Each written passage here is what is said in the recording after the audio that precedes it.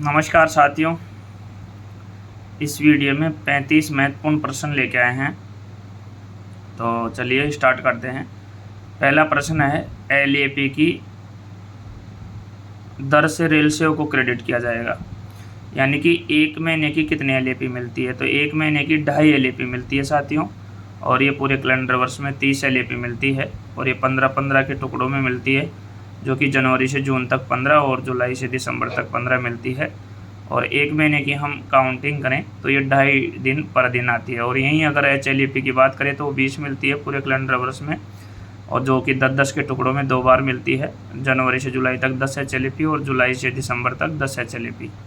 जनवरी से जून तक 10 एचएलईपी और जुलाई से दिसंबर तक 10 एचएलईपी। अगर उसको हम एक महीने में काउंटिंग करें तो 1.6 एलएपी प्रति माह आती है। और सीएल की बात करें तो ये कारखाने में 8 सीएल होती है और ओपन लाइन में 10 होती है। नेक्स्ट है, रेल सेवक को सभी अनुमेय पासों को रोकना एक शास्ति है। तो वो एक सभी पासों को रोकना एक माइनर शास्ति है, जिसको हम छोटी शास्ति बोलते हैं, जिसके लिए स्टैंडर्ड फॉर्म SF11 यूज किया जाता है। नेक्स्ट है, रेल सेवक को रिकॉर्ड की गई एक चेतावनी है। तो वो रिकॉर्ड एक चेतावनी, वो दंड नहीं है, न तो वो मेजर है, न माइनर है, न सबसे छोटी है। तो इसका आंसर हो जाएगा इनमें से कोई नहीं। एक रेल सेवक को कितने आकस्मिक अवकाश के लिए पात्र है। तो यहाँ दोनों उत्तर सही है, सी भी सही है और बी भी सही है। सी इसलिए सही है कि कारखाने में 8 मिलती है, और बी आंसर इसलिए सही है कि डिवीज़न में या ओपन लाइन में 10 मिलती है, और यदि कोई विकलांग कर्मचारी है तो उसको 4 एक्स्ट्रा मिलती है। नेक्स्ट है 7-9, निलंबन एक शास्ति है। तो निलंबन एक शास्ति नहीं है, ये पेनल्टी नहीं है। तो आपका ऑप्शन हो जाएगा इनमें से कोई नहीं। क्वार्टरों को सब लेट करना या उनका उल्लंघन करना, दुरुपयोग करना, रेल सेवा आचरण नियम 1966 के 15A में आता है। तो आपका ऑप्शन बी हो जाएगा। रेल सेवक को DNDR का नियम 6 दंड से संबंधित है, याद रखिएगा। जो डिसिप्लिन अपील रूल 1 अक्टूबर 1968 का जो नियम 6 है वो पेनल्टीज से संबंधित है। तो आपका यहाँ आंसर सी हो जाएगा। नेक्स्ट है, ये दोनों भाषाओं में है साथियों। मैं हिंदी मीडियम में पढ़ा रहा हूँ। अगर कोई बंदा इंग्लिश मीडियम का है तो वो इंग्लिश में प्रश्न पढ़ सकता है और इंग्लिश में उत्तर देख सकता है वीडियो में। दोनों भाषाओं में प्रश्न पत्र होते हैं। तो और यदि हिंदी में कोई गलती होती है तो अंग्रेजी वर्जन ही माना जाता है। नेक्स्ट प्रश्न है, निलंबन की अवधि जब तक समीक्षा नहीं की जाती तो उससे आगे वैध नहीं होगी। तो इसमें गलत लगा रखा है प्रश्न में 180 दिन। इसका राइट आंसर होगा 90 दिन, 3 महीने। याद रखिएगा साथियों, निलंबन की अवधि जब तक समीक्षा नहीं की जाती 3 महीने से आगे वैध नहीं होगी। तो ये 90 दिन आएगा, इसमें ध्यान रखिएगा। रेल सेवक को निलंबन करने के लिए इस्तेमाल किया जाने वाला मानक प्रपत्र है। तो निलंबन के लिए SF2 है, और समझा गया निलंबन या प्रमाणित निलंबन या डीम्ड सस्पेंशन के लिए 2 है। निर्वापत्तों की स्वीकृति के लिए SF3 है, और निलंबन से बहाली के लिए SF4 है। SF5 बड़ी चार्जशीट की चार्जशीट के लिए है, और प्रस्तुति अधिकारी का नामांकन 8 है, और जांच अधिकारी की नियुक्ति 7 है, और शामिल कार्रवाई जॉइंट कार्रवाई के लिए 10 है, और 11 है जो छोटी शास्ति के लिए है, और 14 SF14 है जो सेवानिवृत्त रेल कर्मचारी के लिए है। तो अगर ये भी आप याद कर लेते हैं तो आपका प्रश्न सही हो जाएगा, और ऑप्शन के अकॉर्डिंग भी आप सही कर सकते हैं। तो चलिए नेक्स्ट है, रेल सेवा आचरण नियम 1966 के तहत दहेज की मांग करना प्रतिबंध है। तो दहेज से संबंधित 13A है, और उपहार से संबंधित 13 है। तो यहाँ ये ध्यान रखना जरूरी है साथियों कि रेल कर्मचारी न तो दहेज देगा न दहेज लेगा, वो 13A के अंतर्गत आता है। नेक्स्ट प्रश्न है, फैक्ट्री अधिनियम के अनुसार अधिनियम की उपधारा 2 के तहत दिया गया फिटनेस प्रमाण पत्र कितने माह के लिए वैध है। तो वो आपके 12 महीने के लिए वैध है, यानी 1 साल के लिए वैध है।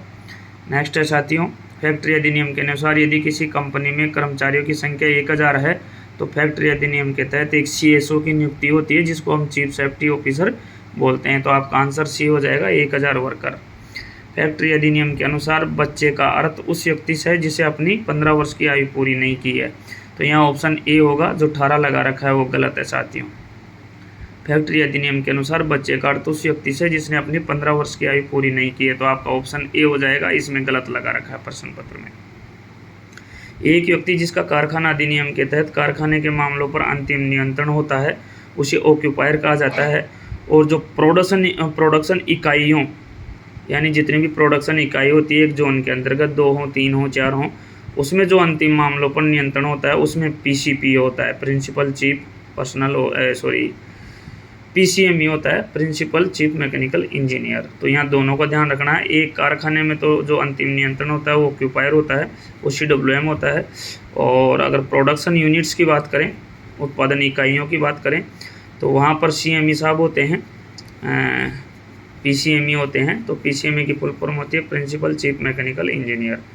नेक्स्ट है 8-9 फैक्ट्री अधिनियम के अनुसार यदि कर्मचारियों की संख्या 250 है तो वहाँ एक कैंटीन की व्यवस्था करनी पड़ेगी, 150 पे फर्स्ट एड बॉक्स की व्यवस्था करनी पड़ेगी, 30 पे बाल शिशु गृह की व्यवस्था करनी पड़ेगी।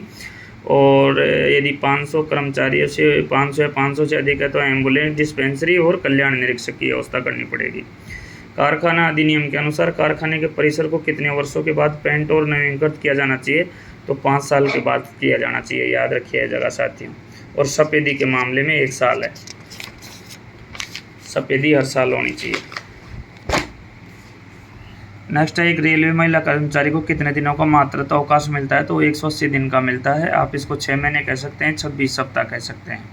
एक कर्मचारी को एक वर्ष में HLAP के कितने दिन जमा किए जाते हैं? तो एक कैलेंडर वर्ष में 20 मिलती है और ये 10-10 के टुकड़ों में मिलती है। जनवरी से जून तक 10 और जुलाई से दिसंबर तक 10 मिलती है, टोटल 20 होती है। और इसको एक महीने के हिसाब से काउंटिंग करें तो एक महीने में 1.6 ये काउंटिंग होती है। नेक्स्ट है सेवा आचरण नियम के तहत निम्नलिखित चल संपत्ति नहीं है। तो यहाँ चल संपत्ति कौन सी नहीं है मैं बता दूँ। शेयरों की खरीद है वो तो चल संपत्ति है, ज़मीन की खरीद भी चल संपत्ति है, और जो रेफ्रिजरेटर की खरीद है वो चल संपत्ति नहीं है। तो आपका ऑप्शन बी हो जाएगा। नेक्स्ट प्रश्न है साथियों, रेल सेवा के तहत किस नियम में कामकाजी महिलाओं के यौन उत्पीड़न के निषेध के संबंध में प्रावधान है? तो वो 3rd C है, नियम 3rd C। इसमें sexual harassment of female employ के लिए आता है नियम 3rd C। वेरी इंपॉर्टेंट प्रश्न है, याद रखिएगा। रेल सेवा के तहत किस नियम में परिवार के किसी भी सदस्य द्वारा उपहार स्वीकार करने और अनुमति देने के संबंध में प्रावधान है? तो वो नियम 13 है।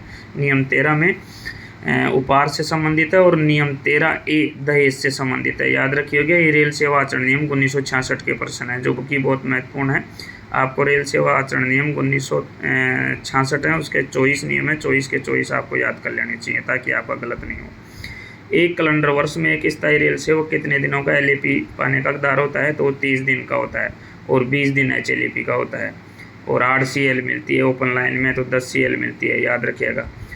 LND के लिए 360 दिन है और स्टडी लीव के लिए 24 मंथ यानी 2 साल हैं। और मातृत्व अवकाश के लिए 180 दिन है, पितृत्व अवकाश के लिए 15 दिन है, और ये याद रखिएगा। और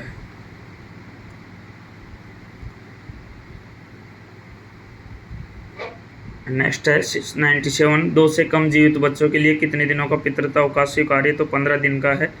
पितृत्व अवकाश किस अवधि के भीतर दिया जा सकता है? तो ऑप्शन ए हो जाएगा 6 मंथ के अंदर अंदर।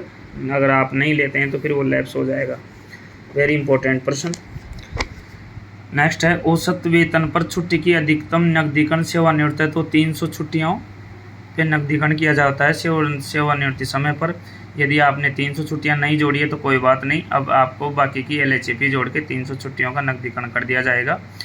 और यदि 300 से ऊपर छुट्टियां जोड़ते हैं तो ऑटोमेटिक लैप्स हो जाती है। यहाँ HLAP की बात करें तो HLAP आप कितने भी जोड़ सकते हैं, अनलिमिटेड है। रेलवे D&R नियम के किस दंड के लिए फॉर्म संख्या SF11 का उपयोग किया जाता है? तो माइनर के लिए किया जाता है, छोटी शास्ति के लिए किया जाता है और बड़ी शास्ति के लिए SF5 किया जाता है। निम्न में से कौन सी भाषा भारतीय संविधान की 8वीं अनुसूची में सम्मिलित नहीं है? तो अंग्रेजी भाषा सम्मिलित नहीं है। भारतीय संघ की आधिकारिक भाषा के रूप में संविधान द्वारा किसे मान्यता प्राप्त है? तो हिंदी अंग्रेजी को मान्यता प्राप्त है। यहाँ एक ध्यान रखिएगा, इसमें गलत लगा रखा है हिंदी को, मैं आपको बता दूं। यहाँ जो हाईलाइट कर रखा है अंग्रेजी सही है। कैसे सही है मैं दोबारा रिपीट कर रहा हूँ।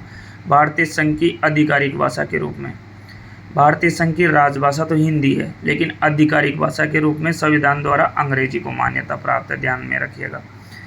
रेल हिंदी सलाहकार समितियों की बैठकों की अध्यक्षता कौन करता है? तो वो रेल मंत्री जी करते हैं। वर्तमान में श्री अश्विनी वैष्णव रेल मंत्री जी हमारे, याद रखिएगा। केंद्रीय निधि समिति की बैठक की अध्यक्षता कौन करते हैं? तो प्रधानमंत्री जी करते हैं। नेक्स्ट है 105 भारतीय संविधान की क्षेत्रीय भाषाओं में निम्न में से कौन सी मान्यता प्राप्त नहीं है? तो कोंकणी, यह आपके 1992 में जोड़ी गई थी। 71वें संविधान संशोधन के तहत ये तो मान्यता प्राप्त है। मैथिली, यह आपके 2004 में जोड़ी गई थी 92वें संविधान संशोधन के तहत, तो ये भी मान्यता प्राप्त है। मिजो यहाँ 22 भाषाओं में नहीं है, तो यह मिजो आपका करेक्ट ऑप्शन हो जाएगा ए। नेक्स्ट है भारतीय संविधान के किस अनुच्छेद के अनुसार उच्चतम न्यायालय तथा उच्च न्यायालय में सब कार्रवाइयाँ अंग्रेजी भाषा में होगी? तो 348 में होगी। राजभाषा आयोग के प्रथम अध्यक्ष कौन थे? तो बी जी खेड़ थे। 7 जून 1955 को राजभाषा आयोग की स्थापना हुई थी। उसके प्रथम अध्यक्ष बी जी खेड़ थे, जो कि मुंबई के भूतपूर्व मुख्यमंत्री थे। राजभाषा अधिनियम के अंतर्गत कर्नाटक के क्षेत्र में आता है, तो गृह क्षेत्र में आता है। अरुणाचल प्रदेश की राजभाषा अंग्रेजी है, नागालैंड की भी अंग्रेजी है, सिक्किम की भी अंग्रेजी है, ध्यान रखिएगा। संविधान में राजभाषा के संबंध में अध्याय 17 में उल्लेख किया गया है। ये बहुत वेरी इंपॉर्टेंट प्रश्न है, याद रखिएगा साथियों। Thanks for watching this video, धन्यवाद।